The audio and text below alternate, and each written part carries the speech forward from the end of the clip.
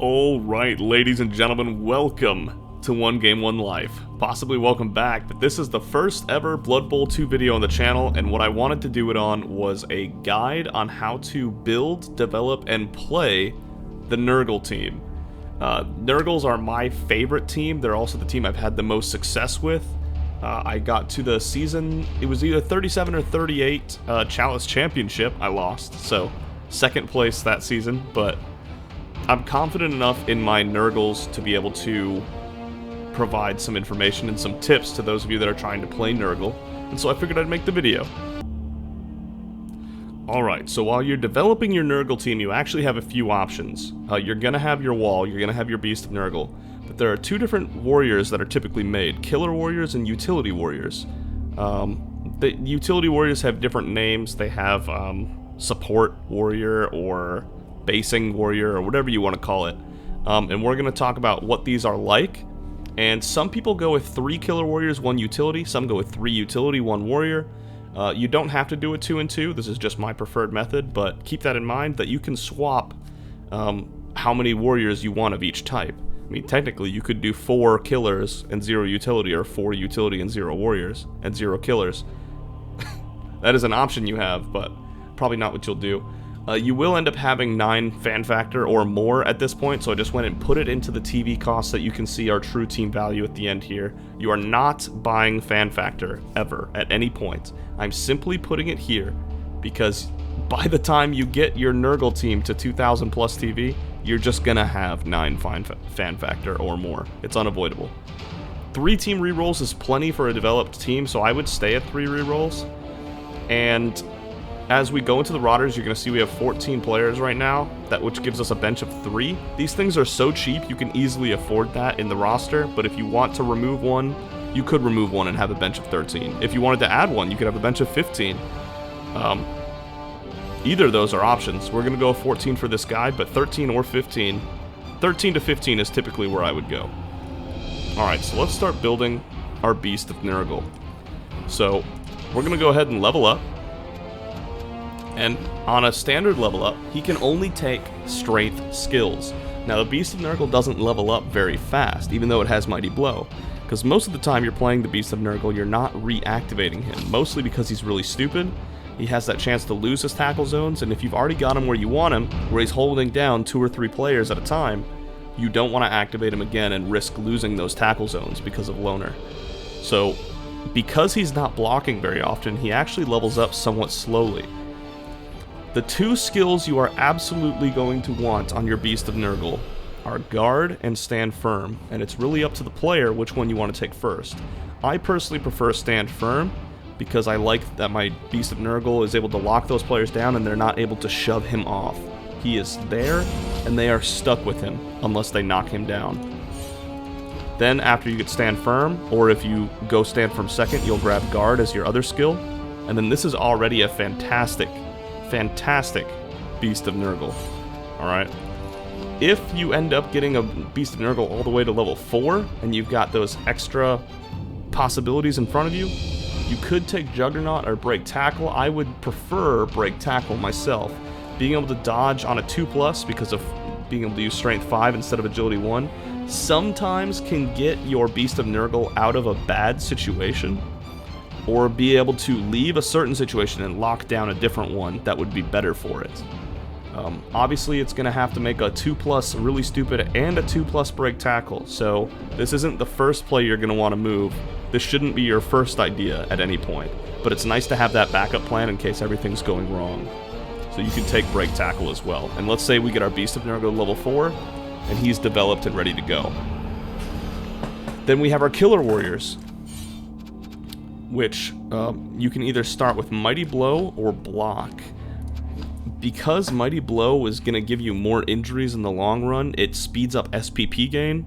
It's going to cause your warriors to level up quicker if you start with Mighty Blow. The opposite argument is that if you start with Block, you're more likely to win games.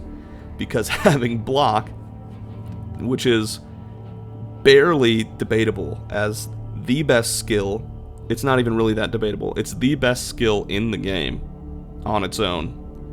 Being able to make your block dice go from a 1 in 9 chance of fail to a 1 in 36 chance of fail on a 2 die, which is usually what a strength 4 will be doing, and being able to be still standing on a double down from an opponent push, from an opponent block, is worth so much in terms of actually winning a game. So if you're more worried about winning games, start with block. If you're more worried about leveling up quicker, take Mighty Blow. I'm of the argument that I would rather take block to win my games first, but if you want to level up your Killer Warrior as fast as possible, definitely take Mighty Blow first. Then, if you went with Mighty Blow first, take block. If you went with block first, take Mighty Blow. After you take your Mighty Blow, you've also got the mutation Claw, which now is between Claw and Mighty Blow. Just got an achievement, sorry. Between Claw and Mighty Blow, your Nurgle Warrior is going to be able to stun or better a player that he knocks down 3 out of 5 times. 60%, it's actually 58. 58% of your blocks, which is basically 3 and 5 times, you're going to stun or better a player that he knocks over.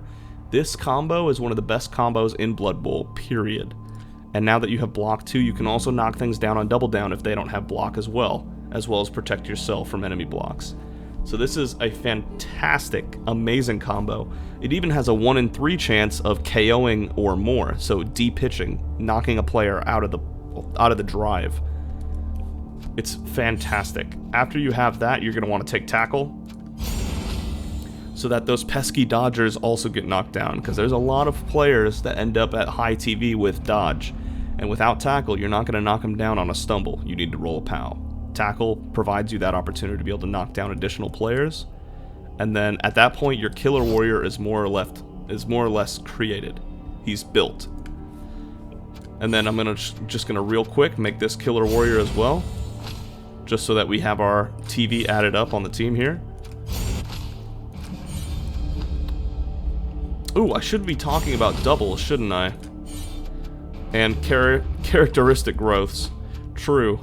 I shouldn't just pass that on, should I? So, let's go to the Beast of Nurgle real quick, and then we'll go to the Nurgle Warrior, and we'll cover that. Okay, so on a double, General Agility Passing Mutation, it can take anything in the game. There's an obvious doubles option here you need to take. If you roll doubles on a Beast of Nurgle, you need to take block ASAP. This skill on the Beast of Nurgle will make it so much harder to move and remove that it's insane. It's having that double down as an option for the opponent provides them so many more opportunities, and not having block on your Beast of Nurgle when you sometimes do make your own with Loner, that 1 in 9 chance of knocking yourself over takes him out of the play. You need to take block if you roll a doubles. As far as characteristics go, Strength +1 on the Beast of Nurgle, you have to do it. Gotta take it. It makes tentacles better. It makes him harder to move out of the way because he's stronger than the other big guys. Everything about a Strength +1 makes the Beast of Nurgle even more insane than it already is. Take the Strength if you get the opportunity. Agility +1, hard pass. Agility 2 is marginally better than Agility 1. It's not, neither are good. You don't want Agility. Movement Allowance +1, you could take. There's an argument for that. I don't know if I would. Maybe I would. Being able to cover 5 ground instead of 4, but you're not moving him very often. So, there's a maybe. It depends on what type of player, what kind of ground you want to cover. I would give this a solid maybe. If you already have all of these skills, like you already have all the other skills first and get another level up and then get movement, take movement. But I don't know if I would take movement. I don't think I would take movement before at least these 2 skills, maybe this one. But definitely, I would pass movement before I took Stand Firm or Guard. And then AV is a waste on any player, obviously. Don't take AV on anybody. Never take AV. Killer Warriors. On a double can get agility or passing. Nobody on your team has passing access, which makes leader kind of tempting, but there are just better things to take on a warrior, without a doubt. You could argue that sidestep or dodge are good options for a killer warrior. Mostly dodge. Sidestep is better on a different warrior we're going to build in a second. Dodge makes it harder for him to get knocked down, and on the rare case you actually do need to dodge with him, yikes, 50%, at least the 50% becomes a 75%. Still not going to want to be something you're going to want to do too often, but it would make him harder to remove from the equation. So debate taking dodge if you want to. Though I don't think, over these other skills we have, I don't think I would take dodge over any of those. So I guess I would only take dodge maybe after claws, maybe before tackle, but otherwise I wouldn't bother. For characteristics, plus 1 strength, yes. So actually, we need to make a plus 1 strength warrior in this video just to show you one of the best pieces in Blood Bowl. If you get a plus 1 strength on a Nurgle warrior, we'll talk about that in a sec, but plus 1 strength on a Nurgle warrior, he's a blocking piece, he's a bashing piece. Obviously plus 1 strength is going to be fantastic, take it. Agility plus 1, no. Agility 2, agility 3, that's still not going to be your first option. That's not worth a level up. That's not worth it over the skills you could have. Movement allowance plus 1. Again, I would say it's the same thing. Don't take AV, obviously. Movement allowance, I think as long as you get block, mighty blow, and claw first, maybe you could go movement, but probably not. I'd probably just take tackle and keep going. So really only strength for stats on the warriors. Now, this utility warrior,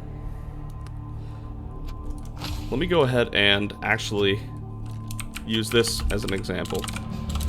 If you get a plus strength warrior, it's a different ball game. This is its own player on its own. So we'll get to this in a second, because that's such a rare piece that I don't want to cover it before I cover the utility warrior.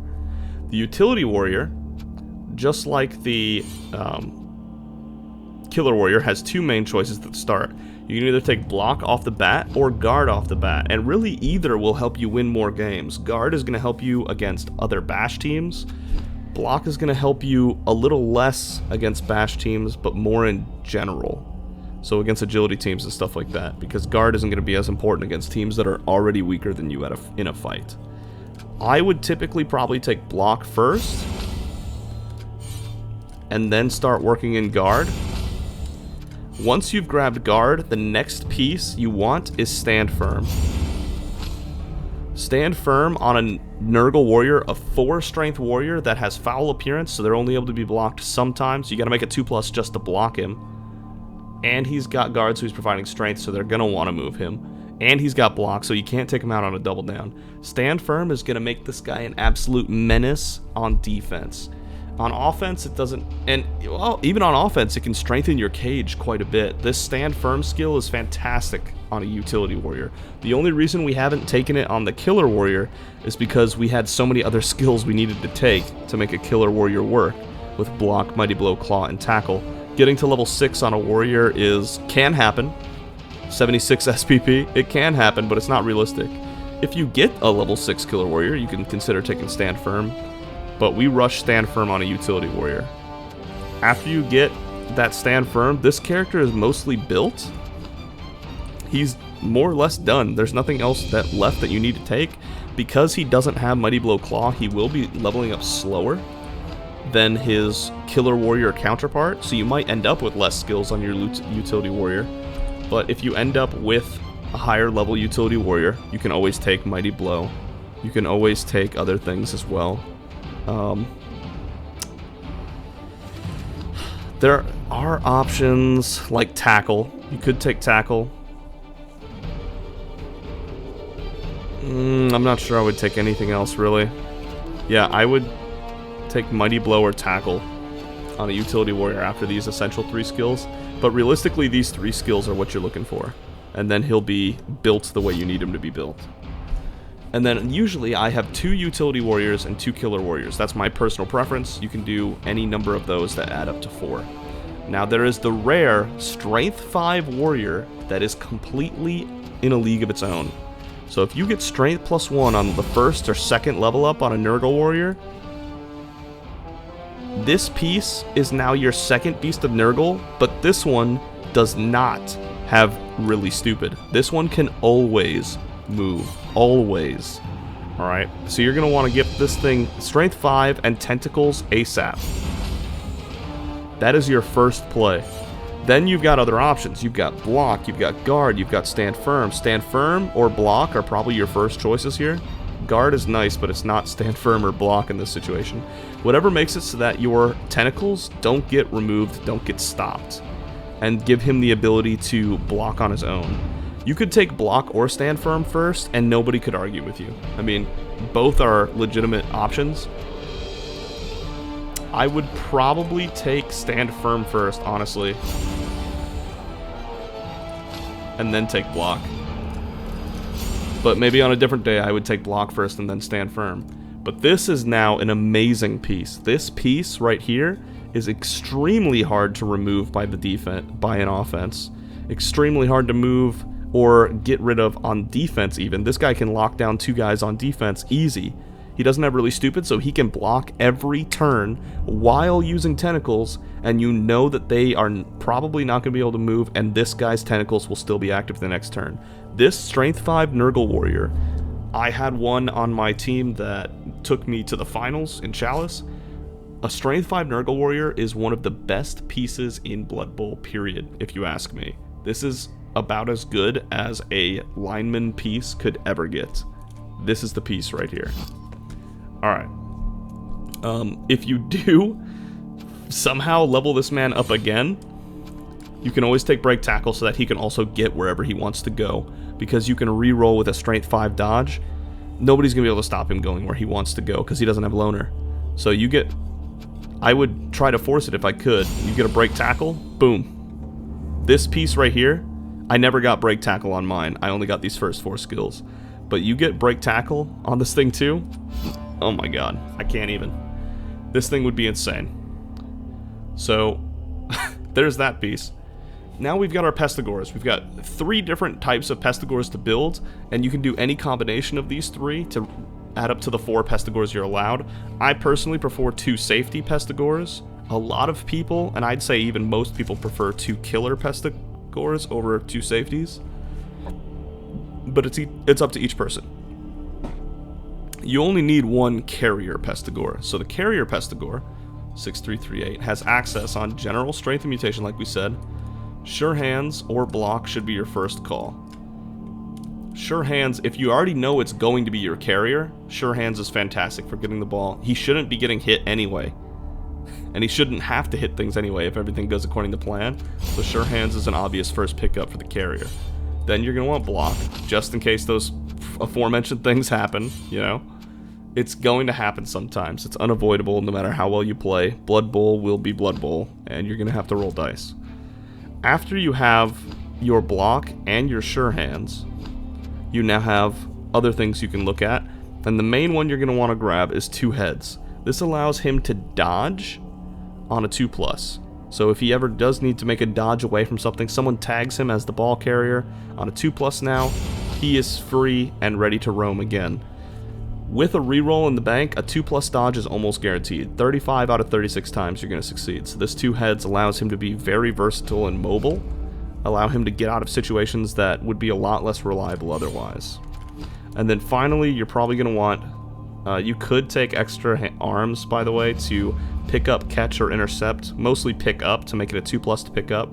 But this is just if you get to it, if that's extra. Big Hand is the big one. Being able to ignore tackle zones and weather to pick up the ball. So it's a 3+ with Sure Hands. No matter how many people are touching it, no matter what the weather is, Big Hand makes you fantastic at picking up the ball. Fantastic. And because he's your carrier, he probably will get a lot of SPP because he's usually the guy scoring your touchdowns. So it is actually reasonable that he would level up. And if you do get that far, all the way to level 6 with him, extra arms is fine. Then there's the Killer Pestigor. Killer Pestigor is going to want to start with Mighty Blow. You want to get this thing going, you want to get this thing ramped. You want to be able to blitz with this thing almost every turn, and you're trying to remove pieces from the board with his blitz on every turn. After Mighty Blow, you have Claw, and just like that, your level 3 piece can now stun or better something 3 out of 5 times it knocks it over. and it can KO or better 1 out of 3 times it knocks it over with that combination. Right there, only 16 SPP to get yourself a killer Pestigor with that much capability. Its Blitz is at 4 strength, so it can knock over most pieces on its own with a Blitz. This thing is deadly. Now, once you have Mighty Blow and Claw, then you can afford to take Block to make sure that you can get the double downs and all those additional things going. After you have Block, you've got Tackle to make sure that the dodge pieces can't dodge away. Your Tackle will lock it down. So even the stunties like halflings, goblins, elves, any Amazons, anything that this guy rolls POW or stumble on is going to have a 3 in 5 chance of getting stunned, 1 in 3 chance of getting removed from the drive. Every turn you blitz with this guy and knock somebody over. And it's going to happen because you have all these options right here. And your killer will also be getting a lot of experience because he's going to cause a lot of casualties. And so typically, a lot of people will grab Frenzy as the final skill that they're able to grab, because this gives him 2 chances to knock a player over. 2. There's almost no chance of them getting away. And actually, I would take that back. Something that I did not build on this killer Pestigor, that probably some people are yelling at me right now. Here we go. I was already thinking about Blood Bowl 2020 rules, which is what Blood Bowl 3 is going to use. Blood Bowl 2 does not use those rules, so there's actually an even better option here, which is Mighty Blow, Claw, and then you can take Piling On, because in this version of Blood Bowl that Blood Bowl 2 runs off of, Piling On is broken. You just re-roll your armor or entry roll, whatever you got to last. And it puts this player on the ground, but as long as you protect him from fouls, it's an absolutely perfect play to make. It's not something you can do every turn, because he can easily get fouled if you get him out of position. And then once he gets fouled, you never know what's going to happen. But plenty of times, you're going to have this option. And then once you have that, then you can grab Block and you can grab Tackle. And then everyone is at his mercy, basically. And which means you can't actually really afford Frenzy because you're not getting to level 7, probably. It's just, there's 176 SPP is too much to shoot for. So that's your killer. Then your safety, you end up building 2 of those, or, like I said, some people build 2 killers instead of 2 safeties. It really depends on what kind of playstyle you want to have here. Your safeties are, instead of rolling Block, are going to roll Wrestle. So that on a double down, both players get knocked down. You combine Wrestle with Tackle, and that's a lot of people call that Rackle. Between these 2 things, you're going to knock down anybody on a POW, stumble, or a double down. So this safety Pestigor, what their specialty is sitting in the back and waiting to be able to reach the ball carrier. If they can touch the ball carrier with a blitz, they're probably going to knock them down. That's their whole specialty and what makes them so good on defense. If anything does finally burst through that insane Nurgle defense, they've got safeties waiting for them in the back that they're not going to be able to easily run around and get around. After you've got Wrestle and Tackle, you're going to want Strip Ball, and now even the pushes are getting the ball on the ground as long as the carrier doesn't have Sure Hands. A lot of carriers do have Sure Hands, which is why we didn't take Strip Ball first, and we focused on these first. But this is still a fantastic skill because you're going to have opponents that plenty of times don't have Sure Hands on their ball carrier. So we have Rackle, we have Strip Ball. What comes next? Well, usually these characters, first off, don't get very high level. They don't score your touchdowns. They don't cause massive amounts of injuries. They're hanging back, waiting to blitz anything that starts to get too far along on offense. So these 3 level ups are typically kind of what you're looking at on this character, honestly.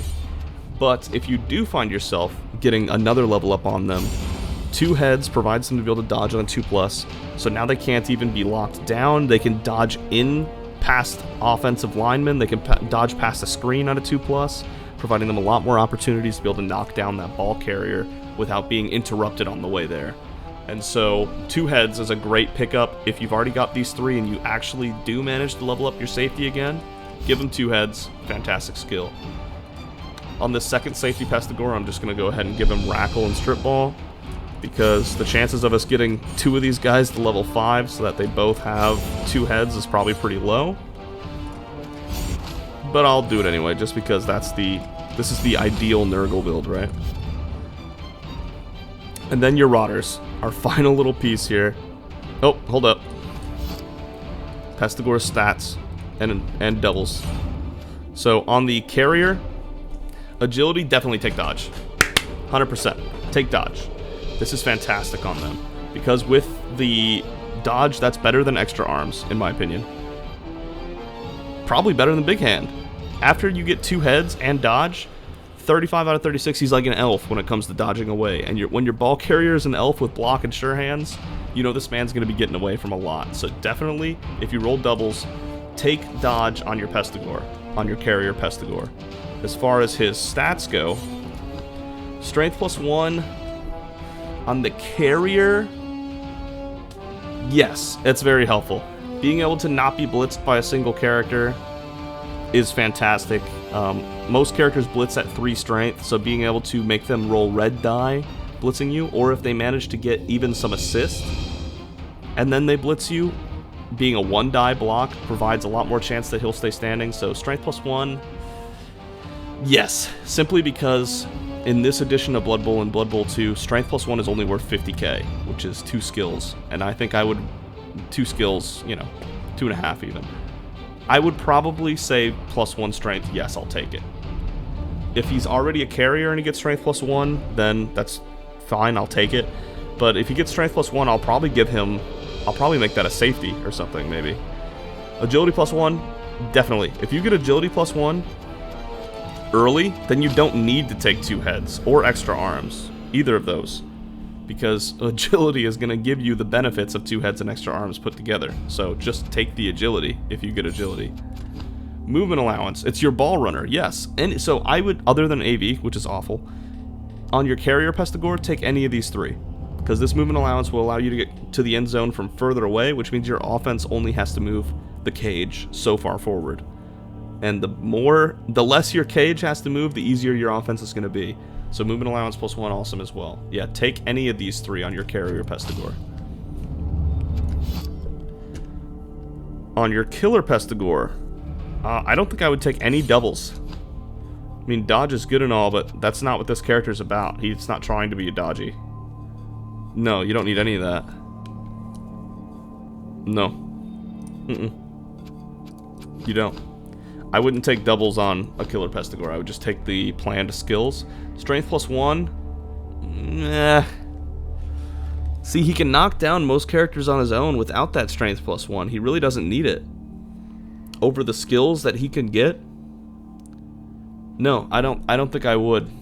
I don't think I would take strength +1, agility +1. I don't think I'd take a stat increase on a killer Pestigor. Not necessary.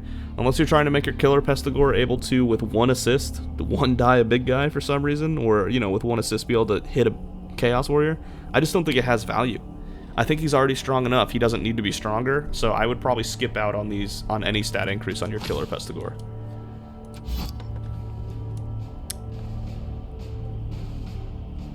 We're going to talk about safety Pestigor and then something I forgot. Safety Pestigor. Dodge is fantastic for the same reason as the carrier. A lot of times he's going to get tagged, he's going to get based, and you're going to want to have to dodge away to be able to attack the ball carrier, or to be even dodge past a screen to be able to get to the ball carrier. So dodge is fantastic. Take dodge if you get a doubles, but that's probably the only doubles you need. None of the rest of these are necessary. Man,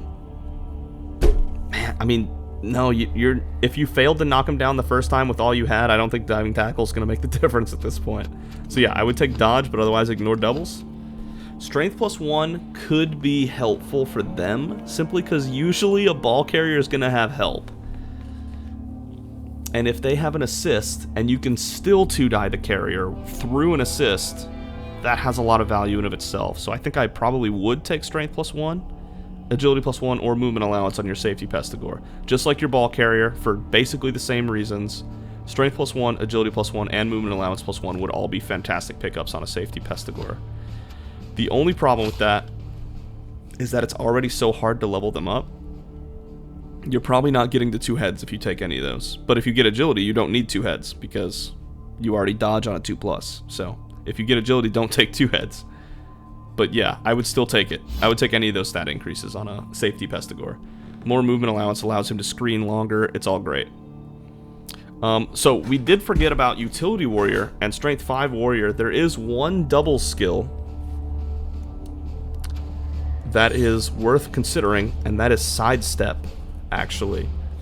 With Sidestep, if anything blocks your Nurgle Warrior and Stand Firm, you combine Stand Firm with Sidestep, and your character is going where you want. You can either keep him exactly where he is with Stand Firm, or Sidestep, you can move him one space adjacent wherever you want. And so, with your Stand Firm guard block piece, having a Sidestep actually has a lot of value, and I've seen it do a lot of really good work. I could definitely consider taking Sidestep if you've got a doubles after getting these 3 skills. After getting these 3 skills. I would not take Sidestep until these 3 skills are acquired, though, because you need these 3 to be the Utility Warrior. Alright, sorry. Now on to Rotters. Rotters are your piece that we said you're only going to get 1 or 2 skills on, and there's only a couple of different ways you can build them. Realistically. You're going to want a kick piece. Being able to place the kick close to the line, either the left or the right, close to the line, is going to make it so that your Nurgle team can reach the ball on a blitz more likely, or it might force your opponent to cage close by enough that your Nurgles can start hitting the cage on the first turn of defense. So kick has a lot of value, and if they're trying to score in 1 or 2 turns, you can always kick it far enough away that it makes it harder for them to 1 turn on you in the future. So you can go ahead and kick. Kick is fantastic. Grab it on a Rotter. After you have your kick Rotter, maybe even before you have your kick Rotter, you're going to want a Dirty Player Rotter. Because these guys are only 40k, 60k with the Dirty Player. Being able to add 1 to any armor or injury roll made by a player while fouling. This is the kind of piece you want to be fouling something. You knock over an important piece. Let's say you knock over, you know, a War Dancer for the Wood Elves, or you knock over a killer Pestigor, for example, a killer piece of any team. You knock over a big guy and you surround him. This is the kind of guy you want to be able to walk in there, and worst case scenario, it fails and you lose a Rotter. Somebody who was a player that was worth almost nothing to begin with. But best case scenario, you remove one of their best pieces from the board. And if you end up losing your player to getting sent off, but you still removed the opponent, that's still a worthy trade. Losing this guy to lose almost anything else on the opponent's team, worth it. Dirty Player is a great pickup on a Rotter. I would not be surprised if some people even took 2 Dirty Player Rotters. Once you have your kick and your Dirty Players, some people might want to have a wrestle or a block piece. I would imagine most people would want to do wrestle, because putting your Rotter on the ground to put a more valuable opponent piece on the ground is going to be worth it 9 times out of 10. Because again, these Rotter pieces are not very good. Their strength is how cheap they are. And you're always going to have at least 2 on the field to start the game, because you only have 9 main pieces. So you could take block on a Rotter. I would probably take wrestle, but you could take block. And maybe because this guy has wrestle, he's the one piece that's able to pull off getting an extra level up or so. And as you can see, there's really nothing you can really do with that.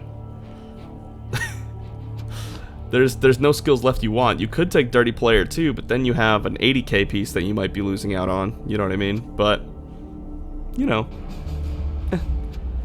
possibly. You could take that. But if you get a doubles, now that's different.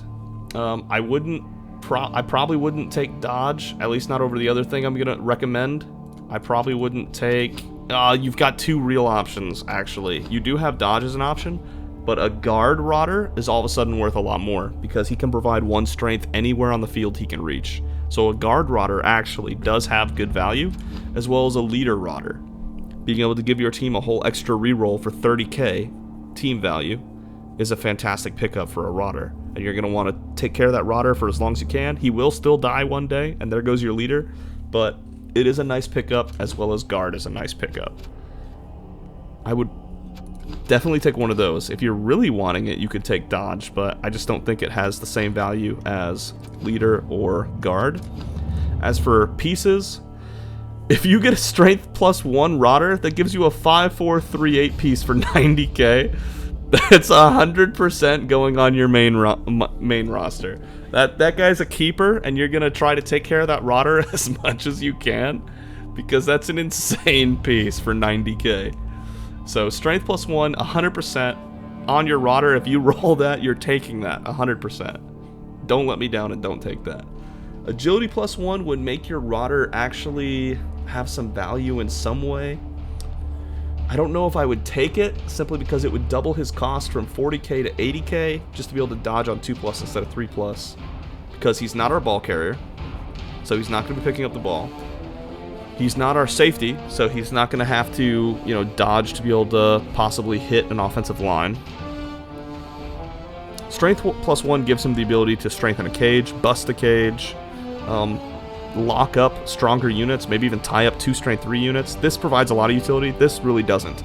I would skip agility +1, and I would skip movement allowance +1. The only option I would take on this guy is strength +1. If you roll a strength +1 Rotter, you value that Rotter until he inevitably dies, but until then, he's going to be a hell of a piece. Grab that.